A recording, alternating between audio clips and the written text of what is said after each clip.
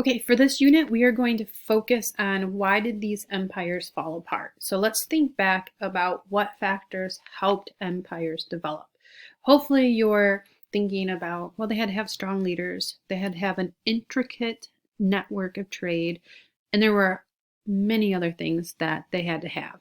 So to review what empires had to have, you're going to complete this assignment here, the student handout number 1. You're going to use slides 4 through 8 in order to complete this basically graphic organizer / notes.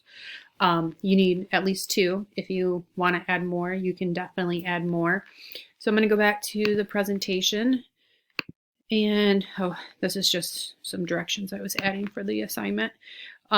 So you're going to read through this information about cities with empires and how they grew and they multiplied, they traded with one another, sometimes long distances.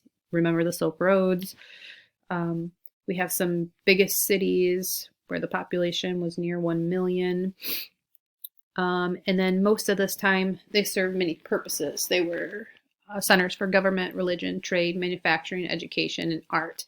So then you're going to come back to this document, and you'll need to take at least 2 of those items and put it in your own words. This obviously, it doesn't need to be completed in complete sentences, but I don't want you just copying and pasting government. So make sure that you're working it so that it is in your own words, or you're giving examples. So like maybe for trade, I could add something about the Silk Roads and maybe covered a large distance. Remember how it took about a year to travel from Rome to China to get to the Silk Roads. So you're going to come through and you're going to use all of these slides all the way through slide 8. And when you have gone through slide 8, you are going to stop and you will be finished with this Student 1 handout.